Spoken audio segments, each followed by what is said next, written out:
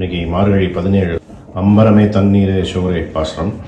இஞ்சியில் புளியோதரை, இஞ்சி போட்டு புளியோதரை, புளிக்காய்ச்சல் ஃபர்ஸ்ட் இஞ்சியில் போட்டு புளிக்காய்ச்சல் மாதிரி கிணி வச்சுட்டு அப்புறம் சாதம் வடிச்சு அதில் கலந்துட்டு இன்னைக்கு இது தானம் பத்தி இல்லையா, அன்னதானம் பத்தினால இதுவும் தயிர் சாதம் பண்ணி அம்சம் பண்ணிட்டு வரவாள் கொடுப்பேன். ஓகே, இஞ்சி போட்டு இது எப்படின்னா நார்மல் புளிக்காய்ச்சல் மாதிரி தான். நல்லெண்ணெயில் வந்து கடுகு, மிளகா, உளுத்தம்பருப்பு, கடலைப்பருப்பு, கொஞ்சம் வேர்க்கடலை, இது வரனா வறுத்துன்ட்டு அப்புறம் கருவேப்பிலை, இஞ்சி நல்லா தோல் சீச்சு இப்படி பண்ணிட்டு சீச்சுட்டு இருக்கேன் பாருங்க. 100 கிராம் மேல எடுத்துக்கலாம் இஞ்சி, கருவேப்பிலை இதெல்லாம் இது பண்ணிட்டு அப்புறம் வந்து நல்லா ஒரு இந்த அளவுக்கு பெரிய நெல்லிக்காய் சைஸ்க்கு வந்து புளி எடுத்து வச்சிருக்கேன். அதை கரைச்சி விடுவேன். மேல போடுற பொடி வந்து தனியா ஒரு டீஸ்பூன், 2 டீஸ்பூன் எடுத்துருக்கேன் தனியா, 1 டீஸ்பூன் மிளகு, 1 டீஸ்பூன் வெந்தயம். இதை நல்லா வறுத்துப்பேன். வறுத்து மேல் பொடிக்கு எல்லாமே நார்மல். அதாவது இந்த காரத்துக்கு வந்து மிளகாக்கு பதில் இஞ்சி எடுத்துருக்கேன் நிறைய. மேல் பொடிக்கு வறுத்துக்கணும், ஒன்னா தனித்தனியா வறுத்துக்கிறேன். ஒரு 1/2 டீஸ்பூன் வந்து வெந்தயம் எடுத்துட்டு இருக்கேன், 1/2 டீஸ்பூன் வந்து மிளகு, 1 டீஸ்பூன் வந்து தனியா, 2 டீஸ்பூன் தனியானா 1 டீஸ்பூன் வெந்தயம், 1 டீஸ்பூன் மிளகு, எல்லாத்தையும் 3 வறுத்துட்டு பொடி பண்ணி வச்சுக்கிறேன். 3 வறுத்துட்டேன், நல்லா பொடி பண்ணிக்கிறேன்.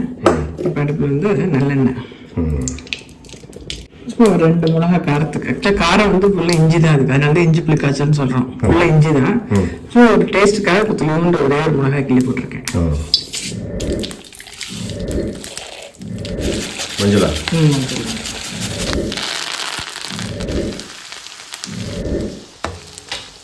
இந்த பெருங்காயம் வெள்ளம் போட்டுட்டு இந்த புளி வேக வச்சுருக்கேன் இல்லையா, அதை விட்டுறேன். உப்பு நல்லா கொதிச்சு நல்லா கெட்டியாக கொஞ்சம் ஆட்டம். இதை வந்து பொடி பண்ணிக்கிட்டு லாஸ்ட்டில் தூள் ஆயிடுச்சு. இப்போ இந்த இது நல்லா கெட்டியாகிறதுக்கு எவ்வளோ நேரம் ஆகும்? 20 மினிட்ஸ் 20 ஆகும். இது வந்து நான் மிக்சியில் போட மாட்டேன். இந்த பொடி வந்து அப்படியே இந்த குருமுளகை வச்சு தட்டிட்டு பாதி உடஞ்சி உங்களுக்கு இருக்கும், அது நல்லா இருக்கும் டேஸ்ட்டு. அதை போட்டு சாதம் சூடாக வச்சுட்டு அப்படியே பிசைஞ்சிடலாம். இன்னும் கொஞ்சம் கூட கெட்டியாகணும். ஆயிடும், கொஞ்சம் 6 மணி கொஞ்சம் வந்து கெட்டியாகும். Okay, thank you. திருப்பாவை பாசுரம் 17.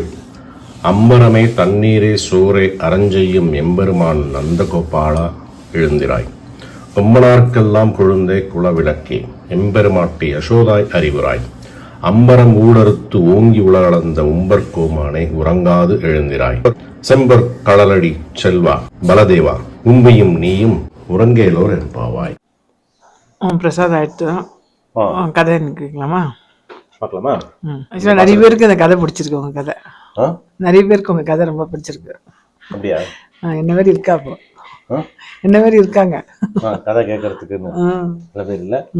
நேத்தா முந்தா இங்கே பெங்களூர்ல மாமி, ராஜ் மாமியா, கூப்பிட்டு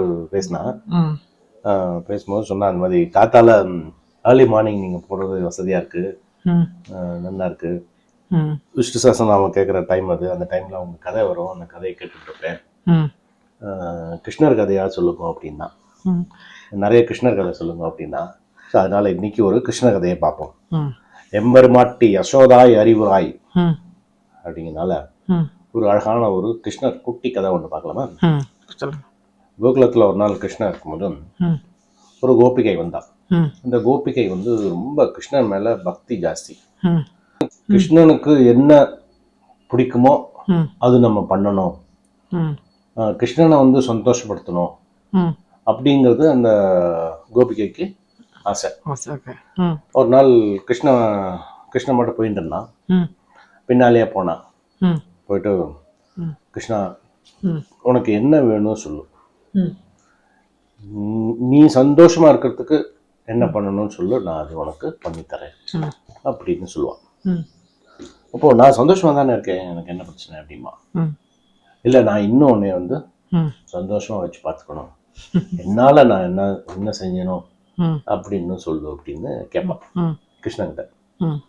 கிருஷ்ணன் வந்து சரி நான் ஒன்று சொல்றேன், அது மட்டும் செய்யின்னு சொல்லிட்டு ஆற்றுக்கு போய் ஒரு மூட்டை எடுத்துன்னு வருவான். ஜெஸ்ரீ மூட்டை அழுக்கு மூட்டை. அது பார்த்தா பொணகணம் கணக்கும். அழுக்கு மூட்டை, ஒரு நாத்தம் வேற.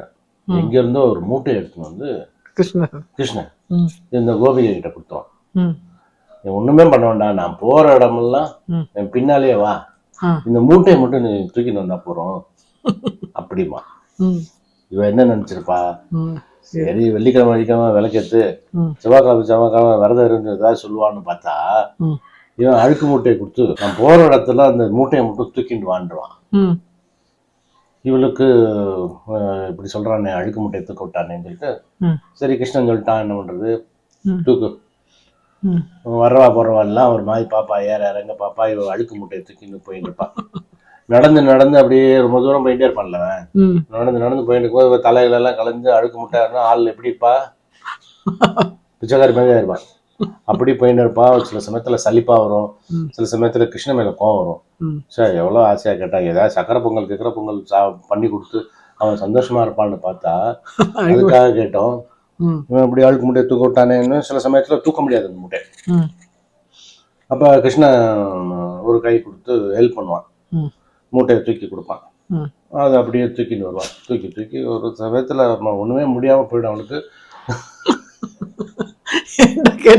ஏன்டா கேட்டவனுக்கு இந்த மூட்டையை போய் தூக்கிட்டு மாட்டு ஒரு வாழ்க்கை இப்படி ஒரு பர்பஸே இல்லாம போயிட்டு இருக்கேன்னு அப்படி நினைச்சு நொந்துண்டு வந்துட்டே இருப்பா. இவனும் பேசாம இருப்பான். அப்புறம் ஒரு கட்டத்துல சரி வை, மூட்டையை கீழே இறக்கி வைமா, அப்பாடான்னு இறக்கி வைப்பா கீழே. இப்ப அந்த மூட்டைக்குள்ள என்ன இருக்குன்னு பாக்கலாமா அப்படிமா. அப்படின்னு சொன்ன உடனே அந்த மூட்டை வந்து தானா அழும். உள்ள பார்த்தா பொக்கிஷம், வைரம், வைடூரியம், தங்கம், உலகத்துல வந்து விலை மதிக்க முடியாத கற்கள், மாணிக்கம் எல்லாம் இருக்கும். எல்லாமே இருக்கும். பார்த்த உடனே அப்படியே இதாயிடும் அவளுக்கு. கிருஷ்ணா நான் உன்னை வந்து தப்பா நினைச்சிட்டேன், புரிஞ்சுது, நீ என்ன சொல்ல வரேன்னு எனக்கு புரிஞ்சது அப்படின்னு சொல்லுவாங்க. அது இந்த கதையில வந்து என்ன தெரிஞ்சுக்கிறோம் அப்படின்னா, பகவான் வந்து விரலுக்கேத்த வீக்கம்னு சொல்ற மாதிரி அவாளுக்கு ஏத்த மாதிரி அந்த ஒரு டிசைன்ல அழகா பார்த்து பார்த்து பண்ணிதான் நமக்கு அனுப்புவான். இத வந்து நம்ம சுமைன்னு நினைக்காம ஒரு வாழ்க்கையில வந்து ஒரு சவாலா எடுத்துட்டு கிருஷ்ணனை பக்கத்திலேயே வச்சுட்டு அவன் கொடுக்கறத பொறுமையா அவன் கொடுக்கறத புரிஞ்சுண்டு அப்படியே எடுத்துன்னு போனோம்னு வச்சுக்கோ. வெளி தோற்றத்தை பார்க்காம, வெளியே பார்த்தோன்னு இந்த அழுக்கு இந்த நாத்தம்ங்கிறது என்ன, நமக்கு வாழ்க்கையில வர்ற சங்கடங்கள், துக்கங்கள், துயரங்கள், சவால்கள், இதெல்லாம் தான் வந்து அழுக்கா வந்து ஒரு உருவகப்படுத்துறது. ஆனா இத வந்து கிருஷ்ணனுடைய உதவியால, கிருஷ்ணன் மனசுலயே வச்சுருக்கனால இது அப்படியே நம்ம வந்து சகிச்சுண்டு சமாளிச்சுண்டு சவாலா எடுத்துன்னு பண்ணோம்னு வச்சுக்கோ. அது இறுதியில என்ன கிடைக்கும்? ஒரு சந்தோஷம். மாணிக்க கற்கள் அப்படின்னு சொல்றது ஒரு நிம்மதி இருக்கு இல்லையா. எதுவுமே வந்து வாழ்க்கையில நடக்கிறத வந்து ஒரு துயரமா எடுத்து துவண்டக்கூடாது, சுமையா எடுத்துக்கூடாது, பிடிக்காம எடுத்து நாத்தம் அப்படின்னு நினைச்சு பிடிக்காம தூக்கின்னு போறதுனால அவளுக்கு இதா இருந்தது. இதே பொக்கிஷன் முன்னாடி தெரிஞ்சிருந்தாலும் இன்னும் பத்திரமா பார்த்துட்டு மகனை பார்த்துட்டு அவளுக்கு வந்து அந்த சுமை தெரியாது, அதுல ஒரு சுவாரஸ்யம் வந்திருக்கும். என்ன பண்ண போறான் அப்படி, இந்த நகையில யாரு கொடுக்க போறோம், எப்படி போட்டுக்க போறோம், இந்த ஃபங்க்ஷனுக்கு இது போட்டுக்கலாம், அந்த ஃபங்க்ஷன் அதை போட்டுக்கலாம் நினைச்சுட்டே வந்து நல்லா ஃப்ரெஷ்ஷா இருந்திருப்பான்.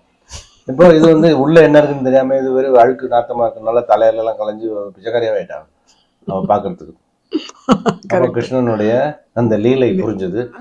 பொண்ணு சேவிச்சாலாம், எப்பயும் போல அழகா நின்று சிரிச்சான் கிருஷ்ணன். எம்பெருமாட்டி யசோதாய் அறிவுராய்ங்கிற மாதிரி கிருஷ்ண லீலைகள், வாழ்க்கை தத்துவம், இது ரெண்டையும் கரெக்டா புரிஞ்சுட்டோம் அப்படின்னா வாழ்க்கை வந்து என்னைக்குமே சந்தோஷமா இருக்கும். கரெக்ட், சந்தோஷமா இருக்கணும் எல்லாருக்கும். கரெக்ட். இருக்கா? சூப்பரா. Okay, thank you. கதை சீக்கிரம் முடிச்சிட்டீங்களா? சீக்கிரம் முடிச்சிட்டீங்களா? சீக்கிரம் சொல்லிட்டே இருக்க முடியுமா? சொல்லிட்டே தான் கேட்டுட்டே நல்லா இருக்கேன். சரி, நாளைக்கு சொல்லுங்க. ஆக்சுவலாக நம்ம மார்கழி முடிச்சு கூட டெய்லி ஏதாவது பிரசாதம் பண்ணி பிரசாதம் பண்ற அன்னைக்கெல்லாம் கதையை சொல்லிடலாம். நம்ம கிருஷ்ணனை பத்தி பார்க்கலாம், பெருமாள் பார்க்கலாம். ஆனா இந்த ராமானுஜர் சொன்ன இருக்கேன், அது முடிக்கணும். ஆமா, அந்த மார்கழி முடிஞ்சோடனே நம்ம இது ஆரம்பிப்போம், திருக்கோளூர்.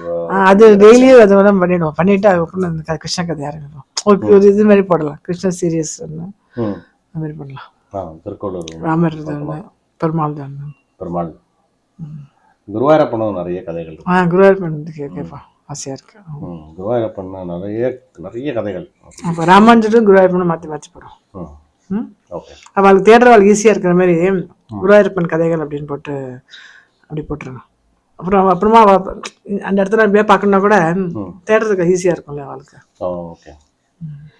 ஒரு பிளேலிஸ்ட் மாதிரி பண்ணிடலாம். Okay, thank you.